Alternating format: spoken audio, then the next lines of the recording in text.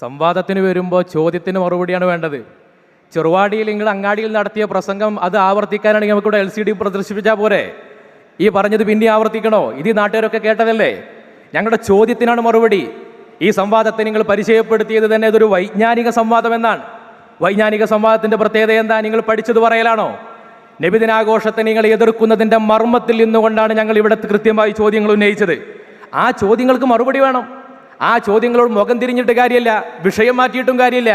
അത് നിങ്ങളുടെ അനുയായികൾക്ക് മുമ്പിൽ ജാമിയത്തുൽ ഹിന്ദിൽ കുട്ടികളോട് പറയാ, സംവാദത്തിന്റെ വേദിയിൽ പറ്റൂല. അതിന് ഞങ്ങൾ ഈ ദിവസം മെനക്കെടുത്തി വന്നിട്ട് ചോദ്യങ്ങൾക്ക് മറുപടി പറയാതെ പിരിഞ്ഞുപോയ നാട്ടുകാരെ ചോദ്യം ചെയ്യും. അപ്പോൾ ഒന്നാമത്തെ ചോദ്യം മുതൽ ഓരോ ചോദ്യങ്ങൾ കൃത്യമായി ചോദിച്ചത് നിങ്ങൾ പറഞ്ഞതുപോലെ ഈ വിഷയത്തിന്റെ മർമ്മത്തിൽ നിന്നുകൊണ്ടുള്ള ചോദ്യങ്ങളാണ്. അതെന്തുകൊണ്ടാണ്? ഇത് വൈജ്ഞാനിക സംവാദമായതുകൊണ്ടാണ്, വൈകാരിക സംവാദമല്ല. അവിടെ ന്യായ വൈകല്യങ്ങളോ ഫാലസിയോ പറഞ്ഞുകൊണ്ട് ഉകുലൂത്തിട്ടിട്ട് ആളുകളെ പഠിപ്പിക്കരുത്. കൃത്യമായി ഓരോ ചോദ്യങ്ങളും പറഞ്ഞു. നിങ്ങൾ ആയത്തോതിയിട്ട് നബിദിനം ആഘോഷിക്കരുതേ, ആയത്തോതി നബിദിനം ആഘോഷിക്കരുതേ. നാട്ടുകാരെ നിങ്ങളൊക്കെ കേട്ടിട്ടില്ല അങ്ങാടിയിൽ പ്രസംഗിക്കുന്നത് നബിദിനത്തിന് ആയത്തോതരുതേ. അവിടെയാ ചോദ്യം വന്നത്. സംഘടന ഉണ്ടാക്കാൻ എന്തുകൊണ്ട് ആയത്തോതി? ആ ആയത്ത് ഇമാമുകളാരും കണ്ടില്ലേ? അവർക്കാർക്കും അതിൽ നിന്ന് അങ്ങനെ ഒന്നും പഠിഞ്ഞില്ലേ? ചോദ്യം പ്രസക്തമാണ്. നബി തങ്ങളുടെ ജനനം അനുഗ്രഹമാണോ? ആ ചോദ്യം വെറുതെ വന്നതല്ല. നബിദിനാഘോഷത്തെ എതിർത്തുകൊണ്ട് നിങ്ങളുടെ ആചാര്യൻ റഷീദ് റളിയല്ലാഹു പോലും പറഞ്ഞു വെച്ചത് നബിദിനം ആഘോഷിക്കുന്നതിന് എതിർപ്പ് എന്തുകൊണ്ടാണ്?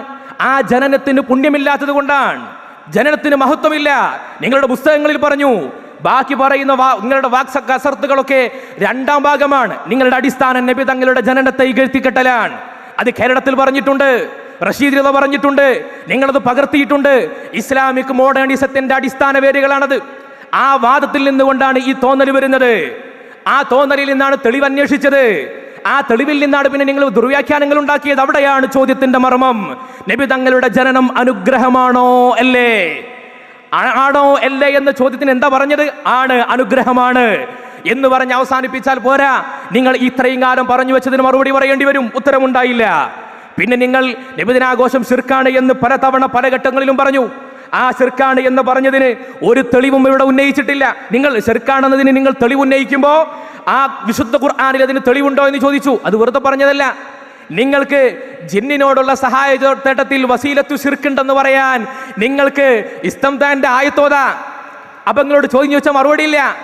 പക്ഷെ അവിടെയാണ് ഞങ്ങൾ ചോദിക്കുന്നത്, നിങ്ങൾക്ക് ഈ നബിദിനാഘോഷം ശിർക്കാണ് എന്ന വാദത്തിൽ നിങ്ങൾക്ക് ആ പറയുന്ന വാദത്തിന് നിങ്ങൾക്ക് ഏതു തെളിവാണ് ഖുർആനിൽ നിന്ന് ഉന്നയിക്കാനുള്ളത്?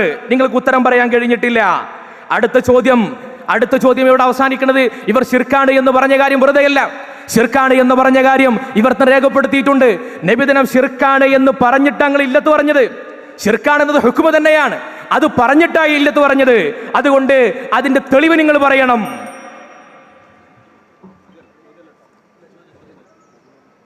ഞാൻ ഉത്തരം പറഞ്ഞ പരാതി. ചോദ്യം ചോദിക്കണ്ടേ? ചോദിച്ചെങ്കിൽ ഉത്തരം പറയാം. ആകെ 3 ചോദിച്ചാലും 3 അപ്പൊക്കെ ഉത്തരം പറഞ്ഞു. ഇപ്പൊ ചോദ്യമില്ല. ഇപ്പൊ 4ാമത്തെ ചോദ്യം ഇല്ല. ഇപ്പൊ ഞാൻ എന്താ കാട്ടുക? ഞാൻ പ്രസംഗിക്കില്ല എന്താ കാട്ടുക? ചോദിച്ചെങ്കിൽ ഉത്തരം പറയാം. ആദ്യം ചോദിച്ചു സംഘടന ഉണ്ടാക്കിയപ്പോൾ ഞാൻ പറഞ്ഞു നബി ജനിച്ചത് റഹ്മത്താണെന്ന് പറഞ്ഞു. അതേപോലെ നിങ്ങൾ 3 ചോദ്യം ചോദിച്ചു, 3 കൃത്യമായി മറുപടിയും പറഞ്ഞു. ഇപ്പൊ 4ാമത് ചോദിച്ചിട്ടില്ല. നിങ്ങൾ നിർബന്ധമില്ലെങ്കിൽ ഇടങ്ങാറാക്കണമെന്നില്ല, ബുദ്ധിമുട്ടിക്കാൻ പാടില്ലല്ലോ. ഉണ്ടെങ്കിൽ ചോദിച്ചോളി, ഇൻഷാ അല്ലാഹ് അപ്പോൾ തൗഫീഖ് കൂടി പറയുകയും ചെയ്യും. ഞങ്ങൾ കവലയെ പ്രസംഗിച്ചാലും സംവാദത്തെ പ്രസംഗിച്ചാലും മുഖാത്ത് പ്രസംഗിച്ചാലും ഞങ്ങൾക്ക് ഒറ്റ പ്രസംഗ. നിങ്ങളെ മാതിരി കവലയിൽ വേറെ, സംവാദത്തിൽ വേറെ, മുഖാമത്തിൽ വേറെ, സ്വന്തം മണികൾക്കിടയിൽ വേറെ അതൊന്നുമില്ല. അങ്ങനത്തെ പരിപാടി നമുക്കില്ല.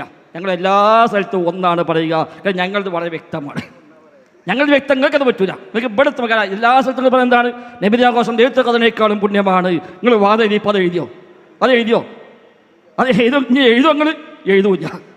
ഇത്രയും കാലം നബിദിനാഘോഷ സംവാദത്തിൽ എവിടെങ്കിലും എഴുതിയിരിക്കണോ റബീഉൽ അവ്വൽ 12 ഏതൊക്കെ പുണ്യമാണ്? അങ്ങനെ വാദം എഴുതിയിട്ട് നിങ്ങൾക്ക് സംവാദം നടത്താൻ നിങ്ങളെ കൊണ്ട് കയ്യൂർ നമ്മൾ വെല്ലുവിളിക്കണമെന്നില്ല. കഴിയാത്ത പണി കുഴിക്കാൻ പാടില്ലല്ലോ.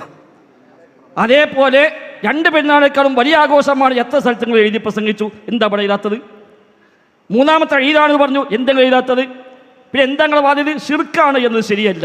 ശിർക്കാന്ന് ആരെ പറഞ്ഞു? ഞങ്ങൾ പറഞ്ഞിട്ടേ ഇല്ല. നബിദിനാഘോഷം എന്നത് ഒരു ആഘോഷം എന്ന നിലക്ക് അത് ശിർക്കാകുന്നു എന്ന് മുജാഹിദ് പ്രസ്ഥാനം പറഞ്ഞിട്ടേ ഇല്ല, എഴുതിയിട്ടില്ല. ഉറപ്പാണ്, സംശയമില്ല. നിങ്ങളവിടെ ഉമർ മൗലവിൻ്റെ അടയാളം വെച്ചല്ലോ. നിങ്ങൾ ബാക്കി പറഞ്ഞുതരാം. അതുകൊണ്ടൊന്നും കാര്യമില്ല ഉസ്താദുമാരെ. അവിടെ നിങ്ങൾ 3 ചോദിച്ചു, കൃത്യമായി ഉത്തരം പറഞ്ഞു. 4ാമത് ചോദ്യമില്ലാത്ത കൊണ്ട് ഞാനിനി പ്രസംഗിക്കുന്നു. സഹോദരങ്ങളെ, എന്തിനാണ് നമുക്ക് ഈ പുത്തനാചാരം? ഇതിന് വല്ല ആവശ്യമുണ്ടോ? ഇപ്പം നിങ്ങളും ഞങ്ങളും ഇത്തിഫാക്കായി സംവാദം തുടങ്ങി ദേശമായപ്പോഴേക്ക് നമ്മൾ ഇത്തിഫാക്കായ കാര്യം എന്താണ്? നബി സ്വല്ലല്ലാഹു അലൈഹി വസല്ലം തങ്ങൾ ആഘോഷിച്ചിട്ടില്ല, സ്വഹാബിമാർ ആഘോഷിച്ചിട്ടില്ല, താബിഈങ്ങൾ ആഘോഷിച്ചിട്ടില്ല, തബഉ താബിഈൻ ആഘോഷിച്ചിട്ടില്ല, 4 മദ്ഹബിന്റെ ഇമാമുമാർ അയിമത്തുൽ അർബഅ ആഘോഷിച്ചിട്ടില്ല. ഇതിലിപ്പോൾ തർക്കമില്ലല്ലോ. ഇനി ഷിയാക്കൾ തുടങ്ങി, അതിനും തർക്കമില്ലല്ലോ. ഇത് അൽ മുബാറക്ക് എഴുതിയാണ്. സുന്നികളും ഷിയാക്കളും യോജിക്കുന്ന ഒരുപാട് വിഷയം വന്നപ്പോൾ അവിടെ എണ്ണിപ്പറഞ്ഞ ഒന്നാണെന്ത്? നബിദിനാഘോഷ വിഷയത്തിൽ സുന്നികളും ഷിയാക്കളും യോജിക്കുന്നു. അതാണ് അതിന് ഔഷായസനെ പറഞ്ഞു, അതിന് ഒരു തുണിയെടുക്കുന്നുണ്ട്, നമ്മൾ തുണിയെടുക്കുന്നില്ല എന്നാണ്. അതല്ല ഇവിടെ വിഷയം, അതല്ല ഇവിടെ വിഷയം. ശറഇൽപ്പെട്ടതാണ് ഞങ്ങൾ എഴുതിയത്. അതേപോലെ മൂല്യമുള്ള ഇബാദത്ത് എന്താണ് മിണ്ടാത്തത്?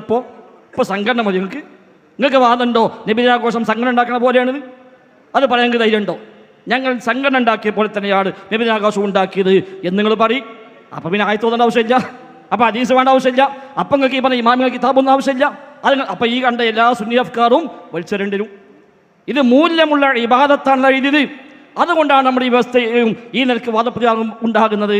അതുകൊണ്ട് സഹോദരങ്ങളെ, മതത്തിൽ കൂട്ടിച്ചേർക്കല്ല. നബിയെ സ്നേഹിക്കാൻ സംശയമൊന്നുമില്ല, നബി റഹ്മത്ത സംശയമല്ല. നബിതങ്ങളുടെ ജന്മം റഹ്മത്തല്ലാത്തത് കൊണ്ടല്ലേ നബിദിനം പാടില്ല എന്ന് പറഞ്ഞാൽ? അല്ല, റഹ്മത്ത് ആയതുകൊണ്ടാണ് പാടില്ല എന്ന് പറഞ്ഞത്. കാരണം എന്താ? നബിതങ്ങൾ ജനിക്കുന്ന മുമ്പ് ആർക്കും എന്തുണ്ടാക്കാൻ പാടില്ല. നബിതങ്ങളാകുന്ന റഹ്മത്ത് വന്നു, ഇനി ആർക്കും ഉണ്ടാക്കാൻ പറ്റൂല. ഇനി വഹയി പ്രകാരം നബിതങ്ങൾ പറഞ്ഞു തരും, അതിൻ്റെ ഒപ്പം പോയാൽ മതി. ആ നബിതങ്ങൾ പറഞ്ഞു തന്നില്ല. നബിയെ സ്നേഹിക്കാൻ നബിതങ്ങൾ പറഞ്ഞു, സ്വലാത്ത് ചൊല്ലാൻ നബിതങ്ങൾ പറഞ്ഞു, നബിയെ സ്വന്തത്തേക്കാൾ മാതാപിതാക്കളെക്കാൾ ഏറെ സ്നേഹിക്കണമെന്ന് നബിതങ്ങൾ പറഞ്ഞു. എന്താ എല്ലാ വിഷയവും പഠിപ്പിച്ചു. നബിയുടെ പേര് കേട്ട സ്വലാത്ത് ചൊല്ലേണ്ട രീതി പോലും പറഞ്ഞു. പക്ഷേ ഒരു സൂചന കൊണ്ടെങ്കിലും ഞാൻ ജനിച്ച മാസം, ഞാൻ ജനിച്ച ദിവസം നിങ്ങൾ ആഘോഷിക്കണേ, അന്ന് പെരുന്നാളേക്കാളും ഈദാകുന്നു, ലൈലത്തുൽ ഖദ്ർ 1000 മാസമാണെങ്കിൽ ഇത് അതിലേറെ പുണ്യമാകുന്നു എന്നൊരു സൂചന പോലും ഹബീബായ മുഹമ്മദ് മുസ്തഫ സ്വല്ലല്ലാഹു അലൈഹി വസല്ലം നൽകിയിട്ടില്ല. അതുകൊണ്ട് എന്തിനാണ് ഷിയാക്കളുടെ ആചാരം? നമുക്ക് സ്വഹാബത്തിന് ആചാരം പോലെ, താബിഈങ്ങൾ ആചാരം പോലെ സ്വഹാബത്ത് സ്നേഹിച്ചതിനേക്കാൾ ഏറെ സ്നേഹിക്കാനാണോ നമ്മൾ ശ്രമിക്കുന്നത്? ഒരിക്കലും സാധ്യമല്ല. അതാ ഇമാമിങ്ങൾ പറഞ്ഞത്, അവരുടെ സ്നേഹമെന്നത് ആ സ്നേഹം ലാ യബ്ലുഗു, ആ സ്നേഹത്തോളം എത്തുകയില്ല. നമ്മളെല്ലാവരും കൂടിയ സ്നേഹം പോലും ഒരു സ്വഹാബിയുടെ സ്നേഹത്തിലേക്ക് പോലും എത്തുകയില്ല.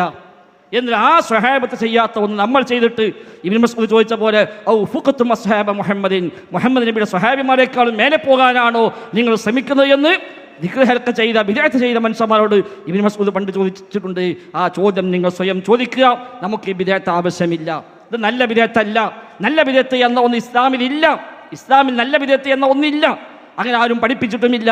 ഇത് ദുഷിച്ച ചീത്തയായ ബിദ്അത്ത് തന്നെയാണ്.